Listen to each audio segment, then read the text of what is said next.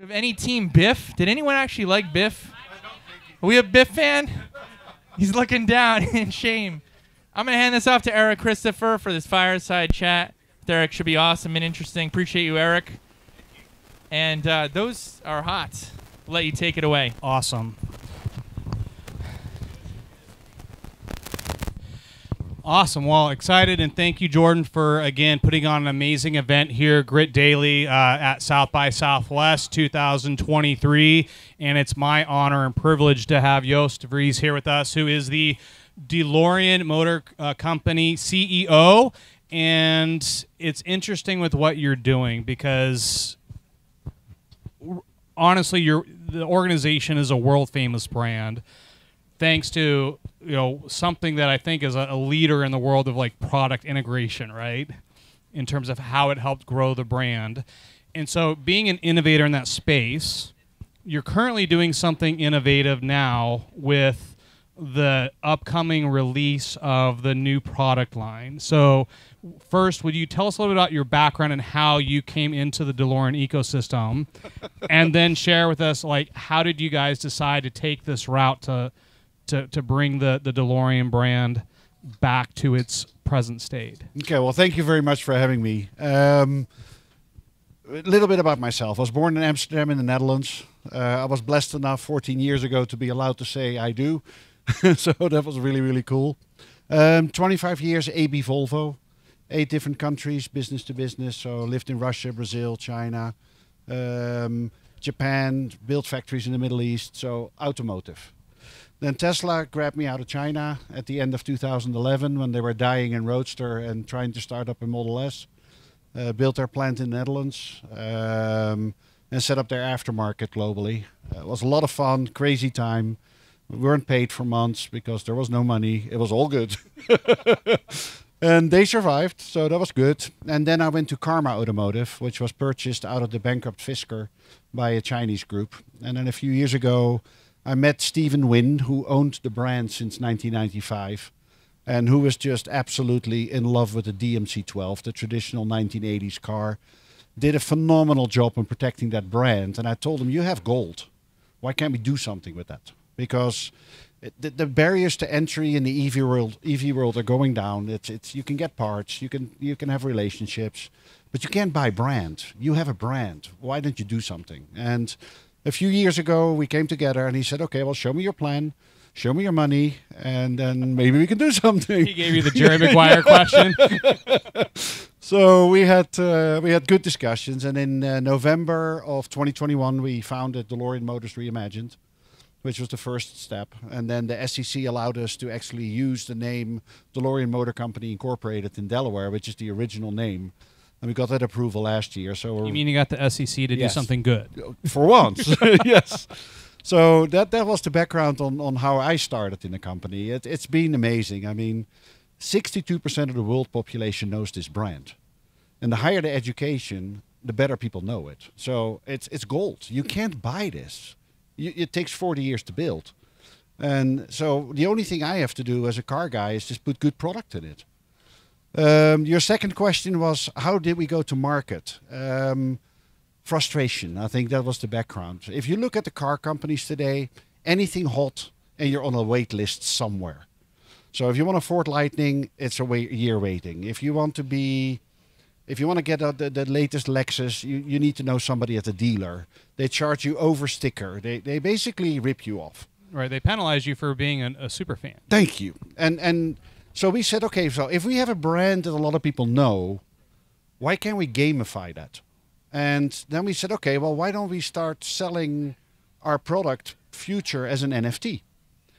And I went to the traditional legal companies in Detroit, Dykema and those kind of people, and they told me, you're nuts. That's not going to work. Don't do it. Don't do it. And then we went to a little bit more New York companies, and they were like, it might not be illegal. And then we went some other... There's a glimmer of hope. Yes. And then we found some other law firms and actually said, well, go ask Ernst & Young and KPMG if they're willing to accept it, and then we'll back you up. So that took us about a year to get through that mess. And we weren't ready to disclose price. We weren't ready to disclose final specifications. We weren't ready to disclose the factory and the timing. But we said, why don't we sell our future production slots as an NFT, make it low enough in price. Don't do an auction, just make it low enough in price that the janitor in Miami at a school can still get in, enjoy that brand, hopefully makes a few bucks when we open up the exchange, and let people play in that wait list. Because we're going to have a wait list. Right. And that was really, really cool. That's what you're seeing now. We opened up late October. We launched our NFTs. We were doing $27,000 a minute. We crashed in 32 minutes. You crashed in completely. Not the car, for those that aren't paying attention right now. The server. The server. It was first of all, AWS shut us down for a few minutes because they couldn't believe the traffic. Then we had the problem that our payment rail provider said, well, you have 99% rejection rate. Then the banks who were behind that said, this must be fraud because nobody goes from 0 to 27,000 a minute in basically an hour. And it took us probably 3.5 months to get back up on our feet and make this work. Hence the reference to the janitor in Miami. You're like, hey, can you help us clean up the mess? It was. I mean, we learned a lot. I mean, when you're doing something innovative, you're going to get hurt. And if you communicate with your customers, if you bring them along on the journey, yeah, there's always somebody that's not going to be happy. But tough luck. But the vast majority of people is like, wow, you're doing this. So no, I'll support it. And we have now sold NFTs in 23 countries. In 65 countries, we have memberships. And it's just phenomenal. We're shutting down tomorrow night. So whatever's left, we're reopening in 2 weeks from now. We're doubling almost the price. So everybody who joined early gets instant equity in their NFT that they purchased. And then we open up our exchange, and then people can start trading them. I mean, it's been awesome. We've learned so much. The customer feedback has been awesome. Because not everybody can afford a very expensive car, but everybody can try to afford a $2,500 NFT. So you're making your brand accessible. So it leads me to a couple things. So I had the opportunity to connect with Steve and Wynn at another event in Miami, and you're talking about the brand equity, right? That's been developed over the years. Was it a challenge to convert him or the community of, I guess, like the existing leadership from the existing brand and saying, hey, we're going to do something very avant-garde with this NFT thing, and then you're going to these reputable companies and they're like, don't do it, there's a glimmer of hope. Share a little bit about that journey of communication internally to get that to say, hey, we're willing to take that educated risk. Steven's organization is the DMC-12. They have never left 1983, literally. Steven is awesome. He's protected that brand for so many decades. He has allowed the brand to be in gaming, but nobody's allowed to shoot at the car. So all the games where the brand is in, you can never shoot at the car. It is those kind of things how they protected the brand. And Steven will always be 1983. He allows new DeLorean to exist because he knows that there's a big barrier between 1983 and 2023. And that is where he felt comfortable enough. And you have to remember, both his sons are working for the new company. His youngest son is my chief brand officer because you need this bridge from a brand and marketing and licensing between classic and new. And his oldest son is our chief legal officer. He's an attorney in Miami. So he saw that his sons can move on to the new company and do the crazy stuff that he doesn't want to do. But he does see the value of the brand. And now he sees the opportunity to monetize that. Amazing. So with the upcoming line of vehicles that you're going to be rolling out, because again, this is going into the NFT conversation, what can the person who's going to have the opportunity to get a hold of these NFTs, what can they kind of expect from an experience with the new DeLorean? From a vehicle perspective or NFT perspective? From I'll leave you to answer that. Okay. Well, first, the journey of an NFT. One of the things that I personally hate about NFTs is they're a dumb PDF. And what does it do for me? So the first discussion we had internally is, okay, we're starting an NFT journey. That means you're on the blockchain. What can we add in there to make it functional? So the Mint 1 is just a production slot. And you have a number. Mint 2, it's 12 months prior to production. your car will change to the final specification. So your avatar will change into the final specification of the car, and you'll have your VIN number. When you take delivery of that vehicle, all service history will go into your avatar. So Carfax no longer needed, because the complete service history and usage history of the vehicle as you own it will stay on the blockchain. So when you want to sell your car in 5 years from now, in the smart contract, we are taking back that NFT. And we're giving that NFT to the new owner. So your digital twin will stay with your physical twin. When that car gets crashed, it's taken off the road, I can remotely delete your NFT. And I will take that NFT from you. So the physical twin and the digital twin are a pair for life. That was functionality for me. It was really important. So if you want to buy a DeLorean in 5 years from now or 7 years from now, you can talk to the seller, and the seller will give you the complete history of the vehicle. That's awesome. I mean, nobody's done that. Everybody's trying to get the data. Right. But you own the car, so why wouldn't you own the data? Exactly. So that was the thing about the NFT. So it needed to be more than just a PDF. Amazing. So again, I think one of the most overused terms in the world of Web3 is utility. And it's like, oh, I'm doing this program and I got this community. And really you're bringing inherent physical utility into that, hey, this is the gateway. It's almost like, to some extent, can we call it the NFT as a title to the vehicle? Yes. It is your digital passport. Exactly. And so tell us a little bit about like the actual like experience that people will have in the car, because my understanding on a little bit of due diligence is you're trying to also innovate that user experience when they're actually in the vehicle. So maybe share a little bit about the future, what the auto line will be like. Yeah, we talk to existing DMC-12 owners, and they're very traditional. They love their car. What they think what we're doing is poison, because we're taking away from their heritage. We should have done a retro car. And maybe I have a surprise for them in a year from now, but that's a separate story. Early alpha. But the concept is that the traditional customers that love that car, how do I bring them over? And when you look at the market of EVs today, it's very clinical. If you sit in a Tesla, it's an awesome tour de force from a technical perspective, but from a consumer perspective, it's not luxury. It's cool, it's fast, but it's not luxury, and there's no emotion. So that is the word we focused on. How can we bring emotion back into a vehicle? And I think Mercedes missed the boat with the EQS. I think BMW with the i7 is doing it much better. They're bringing luxury in. They're bringing emotion back in. So how do I bridge your phone, which is basically your world nowadays? How do I bring your phone, your time from going from A to B, and how do I inject that with emotion? And one of the strongest feelings that people have is music, sound, colors, materials. So what you'll see in our products is a very, very, very deep integration with a very high-end audio company. And it will be spectacular. I mean, we're working today with companies like iHeartRadio or podcasts with music to bring that space back in. How do we get you to personalize your experience from what you have in your phone in your car? And it's going to be fun. It's going to be a lot of fun. People are going to be surprised what you can do.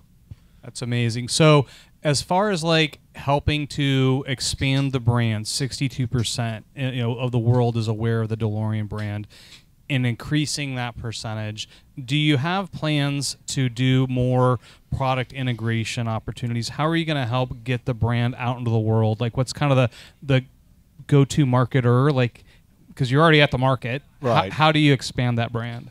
Licensing. The brand is flexible enough to do a drone, a scooter, an e-bike. How do I get those 12-year-olds that are couch surfing in a freaking game? I wouldn't even know how to do it.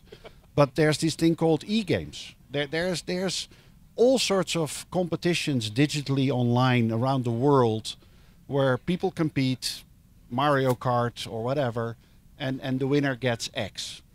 That is where I can grab those 9 to 15-year-olds. Because when we come out with an SUV at some point in the future, that will be a primary transport vehicle and not a toy, then I need the moms. How do I get the moms? I get the moms to their kids. How do I get the kids? I get the kids to their computer or to their phone. So it is a multi-pronged approach based on what demographics I need to access today to be ready for 5 years from now.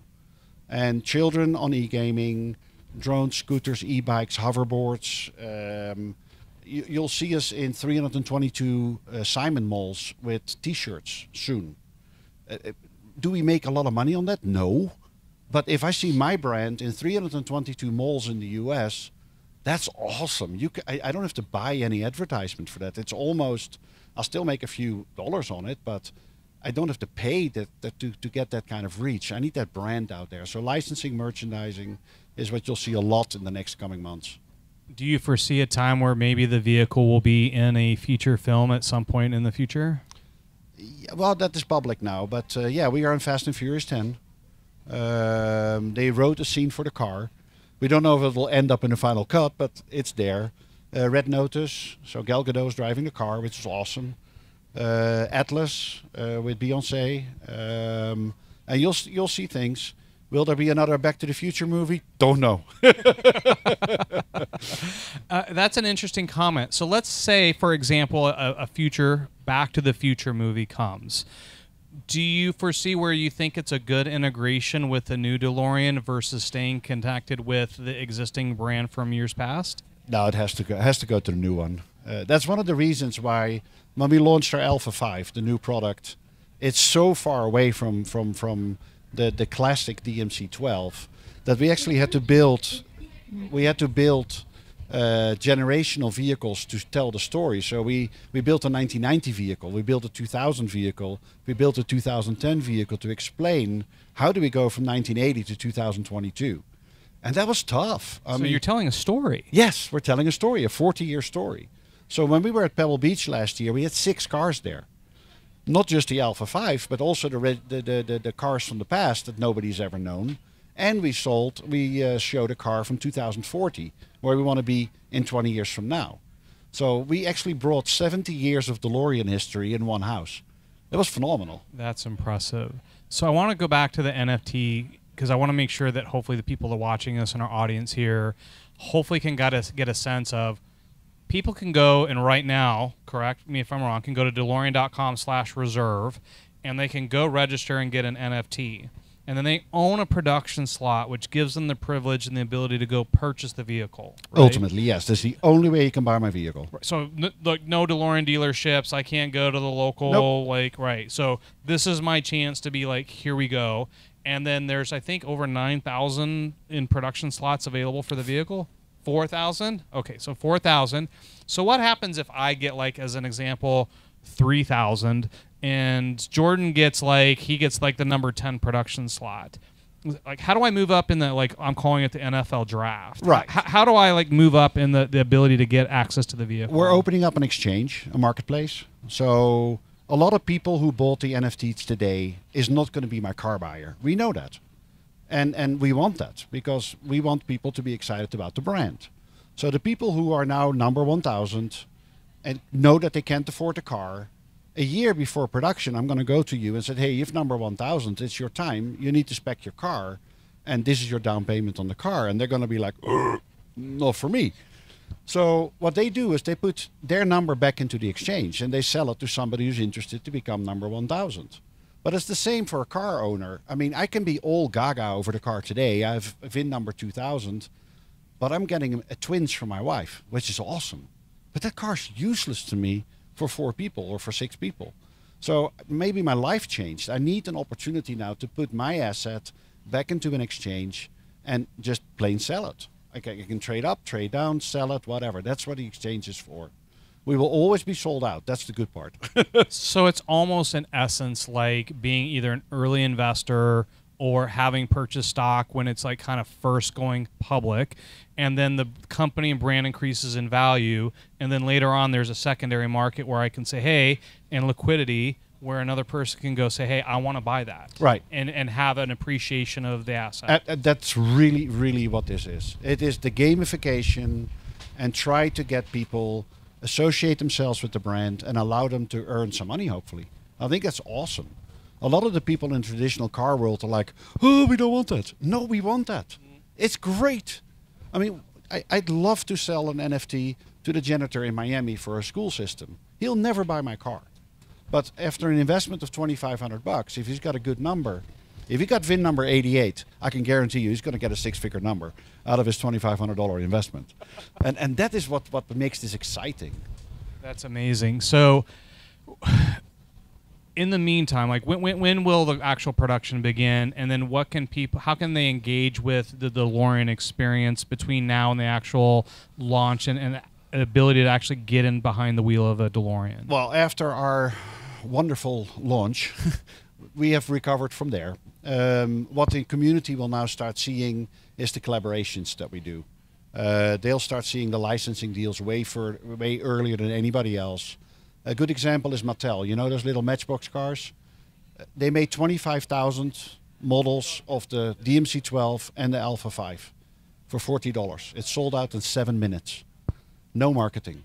So we are going to have another run of those cars just for our Alphas Club members and our NFT holders. So there will be events where only those people that own an NFT or be a member can come in. So there's a whole roadmap of benefits of being part of that brand, because it cannot just be let's wait for the car.